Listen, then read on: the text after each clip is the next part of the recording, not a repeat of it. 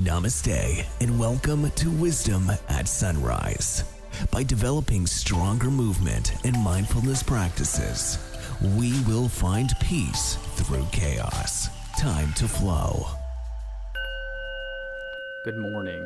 Today we are talking about yin and yang, or the opposites of one another, and what that means in everyday life and how we should go around actually looking at those kinds of things. The yin is your calmer, more passive energy, while the yang is more of an active, in your face type of energy.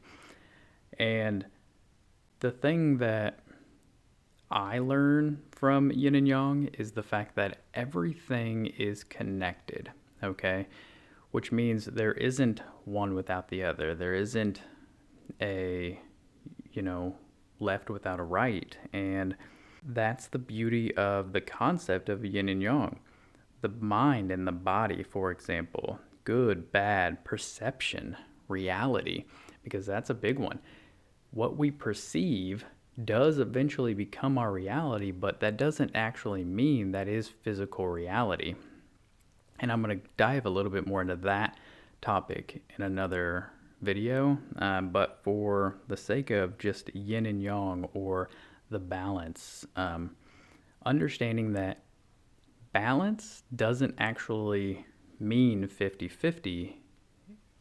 Sometimes it's 60-40, sometimes it's 90-10, because what we're actually trying to reach for is really stability. Think about the body, and when you have a weak knee or you have a bad back, the rest of the body compensates for those weaknesses to try to keep you in line, keep you balanced. So balance doesn't necessarily mean everyone's given 50% and it all equals up. So what we need to understand is that it's not our job or even really possible to get rid of one side of a yin or a yang, nor should we try, because we can't truly appreciate what we deem or perceive as good or, positive if we don't first know and understand what we deem as negative.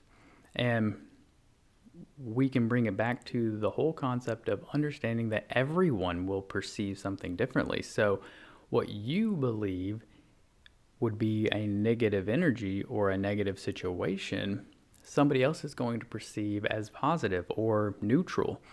And so understanding that it's not just about you, the energies are here, and we need to just appreciate them both sides of the equation, because it is really how we get structure, how we get stability, and how we ultimately get what we call balance.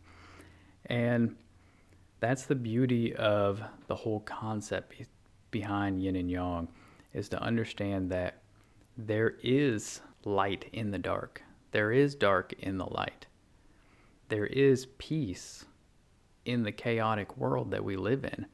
And what we need to try and find is how to live within the chaotic world more peacefully. And that is all I've got for you today. If you have a comment, leave it, and I will see you tomorrow. Thanks for flowing with us. Remember to like, share, and subscribe to the show, and follow us on social media at Warrior Monk Method.